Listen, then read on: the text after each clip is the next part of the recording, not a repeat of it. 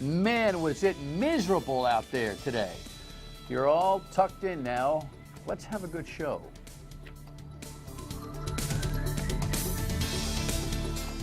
Oh man, that was kind of a funky start for me to start the show. You know what? It's just kind of the way the whole day has been. It's just been nutty weather-wise. But you know, we've had scheduled in for this evening a guest that I've been long looking forward to speaking with, Colin Kane, who heads up the I-195 Redevelopment Commission, which is trying to figure out what to do with these 19 developable parcels right there where they moved the highway. So this is kind of an exciting thing, and really is an opportunity for a lot of revitalization and a beautiful kind of synergy in the city of Providence. We'll find out how that whole thing is going momentarily when our guest arrives in segment B, as we like to call it. In the meantime, let's go to the rundown, and just it really was. I didn't want to use that term, but it was used on my radio program today. I'll explain.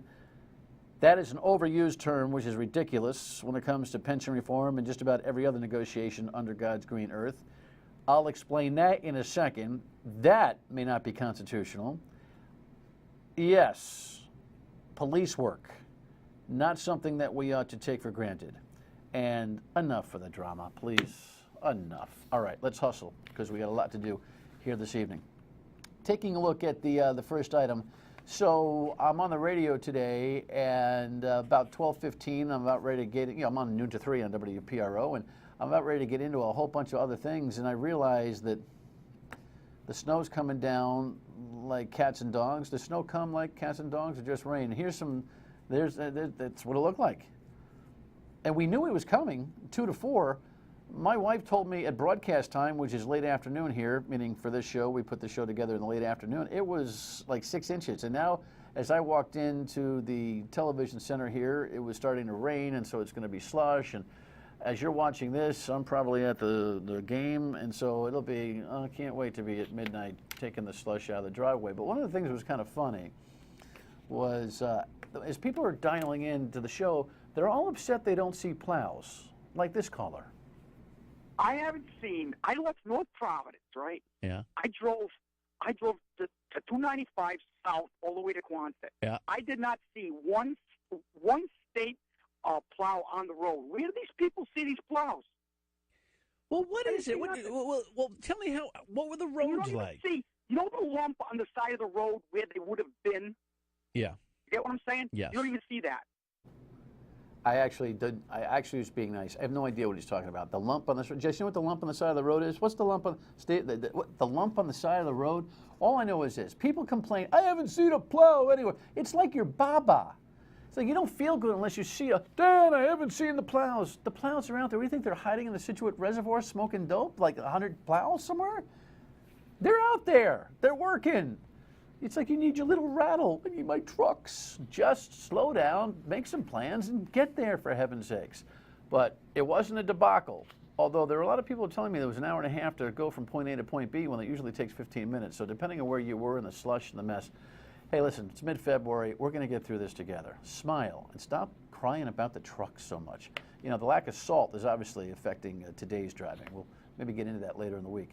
In the meantime, let us move on to some other things. This is the most overused phrase. Here's the headline: municipalities decry impact on budgets. Okay, now this pension settlement that came down, right?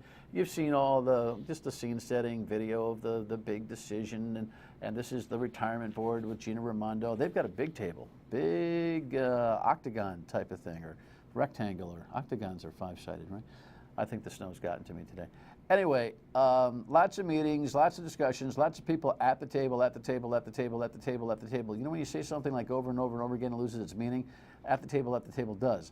The mayors had a meeting today, details of which we'll learn about after the broadcast today and tomorrow, about their burden. Some $12 million would be distributed amongst the pension burdens, additional budgets for local municipalities, and the local mayors aren't happy about that, and I understand it. And you know, here's the thing, though. They're missing a point. Scott Abedisian, the mayor of Yorke, who may be looking at another $644,000 worth of cost with this pension settlement, if it gets approved, says you got a bunch of people who are now being asked to fund something who didn't have a seat at the table. If everyone is in this together, then everyone needs to be at the table.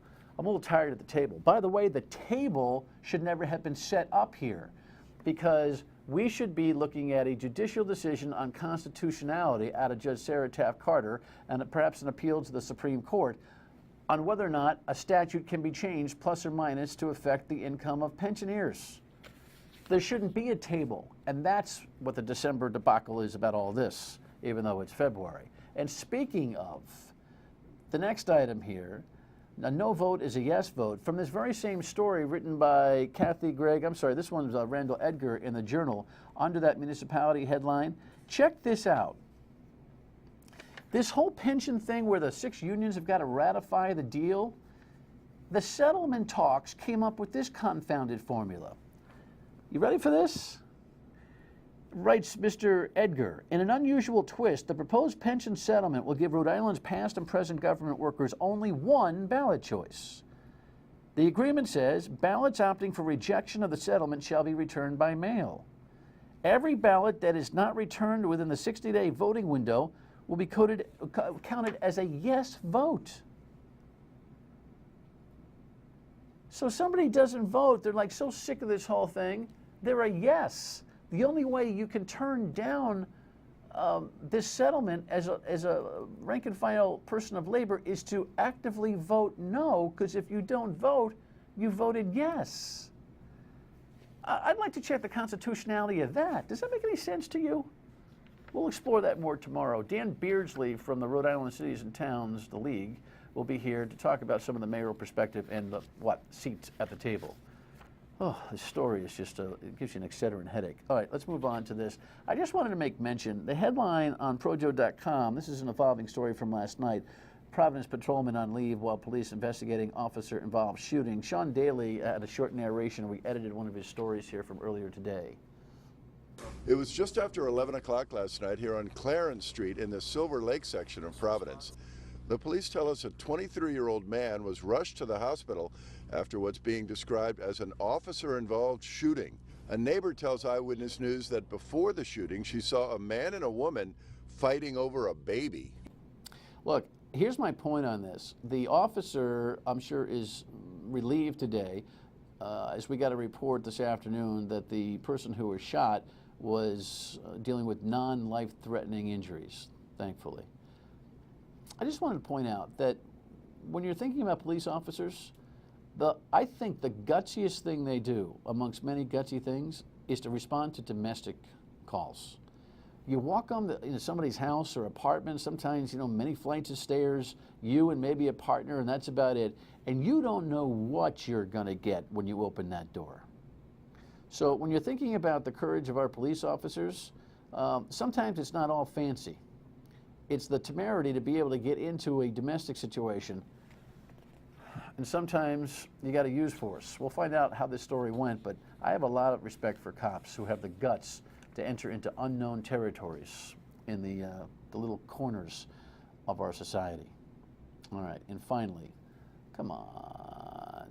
This is controversial now. I know that people get all upset about this stuff. We've got all sorts of headlines running. The Toronto Sun, the Canadian ice dancers are questioning their coach's loyalty. I guess we got a picture of them. I guess the coach is actually the coach of both the second place silver medalists and Charlie White and Merrill Davis, the Olympic champions from America. And then there was some controversy as to whether or not the Canadians actually outperformed them on medal night. And then Deadspin.com is one of the other weighing in, saying, well, the Americans were the best overall, period, and blah, blah.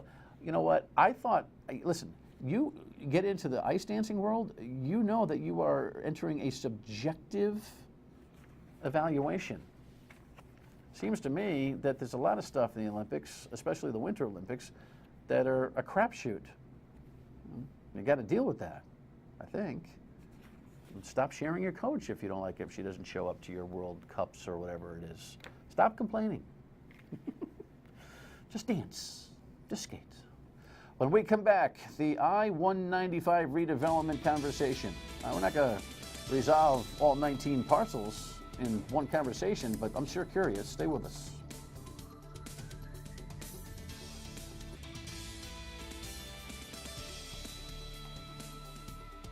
picture.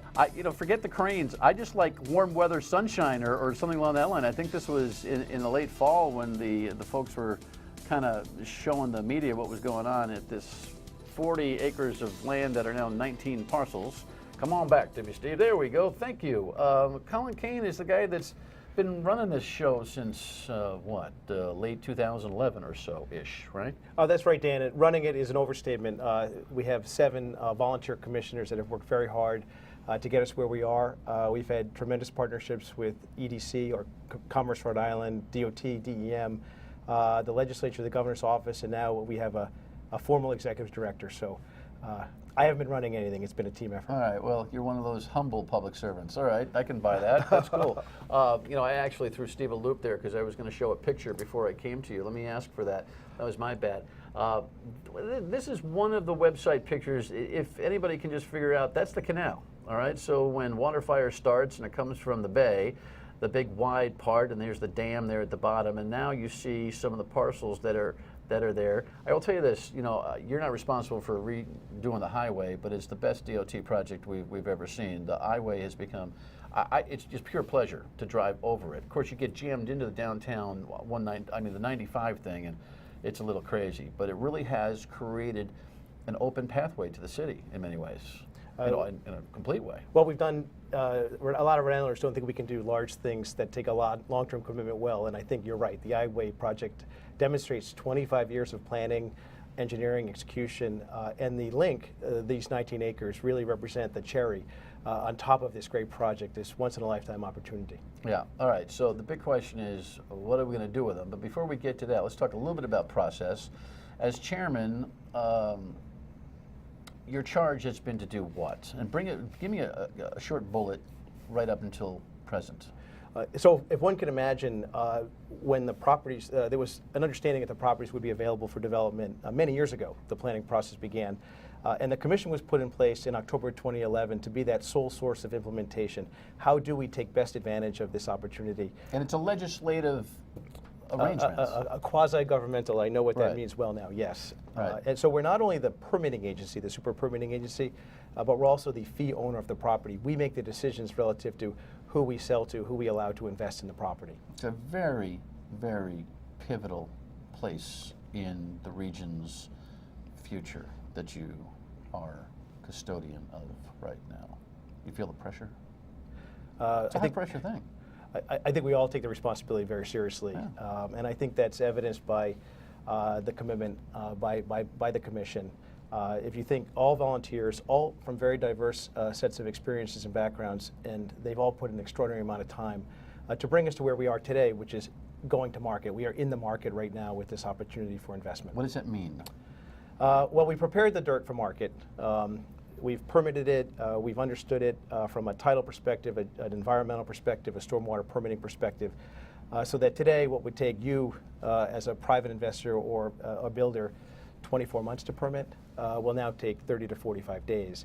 So we've done I'll call it the heavy lifting engineering. All the roads are being built, the sewers being built. Isn't that kind of, not to interrupt, but Yes, please. isn't that kind of what all Rhode Islanders are salivating over, business people in the lake, which is this notion that we could get a handle on a concept and then take the bureaucratic longevity out of it and just, doggone it, get it done.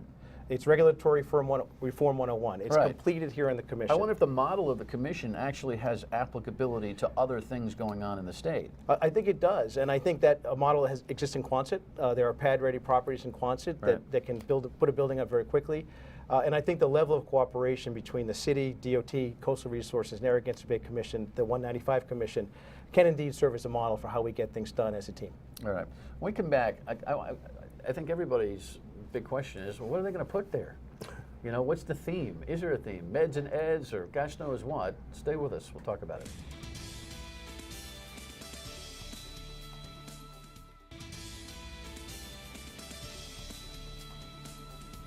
A recent briefing, not too recent because there ain't no snow in it, this past fall, I believe, from the 195 Redevelopment Commission to the press. And I got to make sure that I got all these numbers correct. And thank goodness Diana Kelch is here to collect. She's off camera, but she's the commission's PR guy.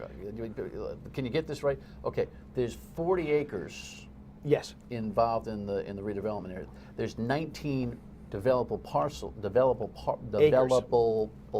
acres, which could be many more parcels than 19. Who knows? We would assume, I mean, with the density that we anticipate, between 2.5 and 3 million square feet of building fabric, which would be about another 1/3 of downtown Providence that would be built where, like we say in Rhode Island, where 195 used to be. Yeah. I don't think people really understand when this thing builds up how prominent it's going to be, right? Because you just drive by it somewhat mindlessly. When things start to erect on these parcels, it's going to be pretty profound, And whatever they are. No, that's exactly right. And you can think, to put things in terms of scale, we can build buildings as tall as the G-Tech building or the old Hospital Trust building, and we can put large laboratories, large classroom facilities, large hotels, large apartment buildings, large office buildings in that property. What's your instinct tell you about what's going to happen there? You know, the thought was when the legislation was formed that it would be largely meds and eds. I think that's I think we'll have a component piece that will be institutional in nature, hospitals, hospital-related or healthcare-related activities. Certainly, we would anticipate our university anchors, Rhode Island School of Design, Johnson & Wales, Brown University, potentially URI, and others will invest. But we have 3 million square feet of building fabric. We can support a lot of different uses on that 19 acres that I think will also include residential, hospitality, retail, laboratory Well, there's space. some pictures that we ripped off the website. Steve, throw up a couple of those. I think there's I mean, that's a rendering of what looks like a G-Techy type of building. Yeah, probably not Explain the that. prettiest building I've ever seen. What you're seeing there is a rendering of the pavilion that we hope to install in the park that would be built on the west side. There's a 4.5 acre park that will be built as part of the I-Way project that will connect to a smaller park via a pedestrian bridge. So we'll have pedestrian linkage between the downtown area and the east side for the first time ever. And this is cool. We're going to do shows? Another pavilion, you know, Dan Yorke show. Already scheduled for summer 2016. No, but it'd be nice to have some outdoor summer concert type stuff. Is that what we're looking at there? It will certainly be able to accommodate public gatherings. The goal here is to activate our waterfront. We don't have much going on our waterfront, one of our greatest assets in the city. It's so funny. We have such an active canal thing with water fire, but the waterfront itself is somewhat dormant. We should have something like water fire every weekend and every warm weather day because it is such an extraordinary asset. To live and to work in and around Providence and take advantage of this water is incredible. Tell me about the Superman building. That's not in your jurisdiction, but it certainly has an impact on what's going on here. What are you thinking about what that building needs to be, and how does it connect to your project?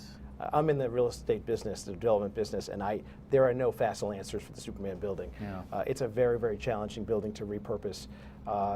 It's a very expensive proposition. So I don't think it ties exactly back to what happens in 195, but I think any improvement in repurposing of that building so that we don't have a broken tooth in our downtown is important. No, I agree. I mean, to have a cityscape with that thing dark is a, you know, it's funny, maybe great minds think alike, because I've talked about it being a missing tooth, literally, because it's like a 6-year-old that's got the front tooth missing. It's like, what?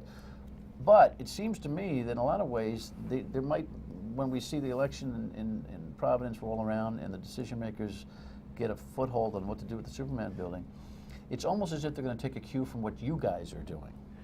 I hope so. I mean, what we're going to see, we're in the market. As I said, we went to market several weeks ago.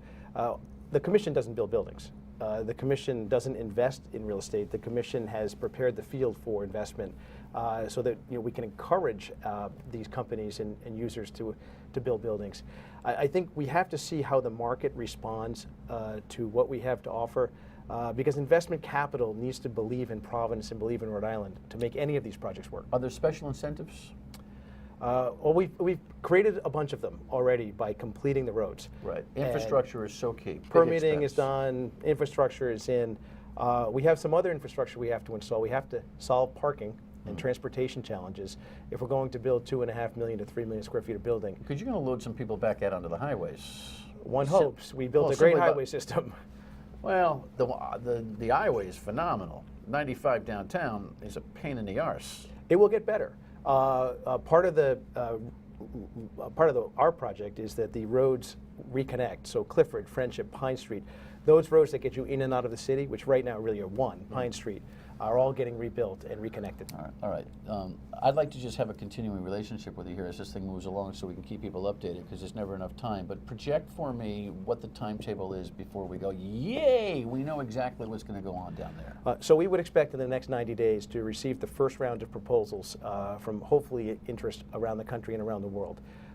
That's not the last time we will be soliciting proposals. We'll have a rolling admissions process relative to evaluating investment, and obviously if Google or Microsoft or John Deere show up and want to invest in their headquarters here, we're ready to act. We will be evaluating those proposals as a commission, and basically the engineering design time for those projects will coincide with the availability of sewer, completed streets, electrical. All right. So basically late 2015, 2016, shovels in the ground, we hope. All right. Good to see you. Thank you very much. Thanks for your good work. Thank you, sir. Your state of mind when we come back. Stay with us. You know, I just said to Colin Kane, it'd be great if he came on a regular basis to update us as what that whole redevelopment project will be, and he's agreed to do that, so good. Tough to keep that project apolitical. Let's go to the state of mind data. You can call me and give us a feedback at 228-1886, stateofmind@myritv.com, and tweet and Facebook post. Here's, well, Bob Watson was on last night talking about pension reform and the like, and one of his, he's the former minority leader, had some strong opinions, but we had a short react on voicemail. Am I going to get a refund on all the money I had to pay into the pension fund? Let me know. Thank you. Short but sweet, Art. I'm not sure. I'm not sure. I don't know where this pension fund is going. All I know is that someday we need to know if it's constitutional to change it, and I'm going to stay on that. More on that tomorrow night. We'll see you at 7:30 on My State of Mind. Thanks for joining me.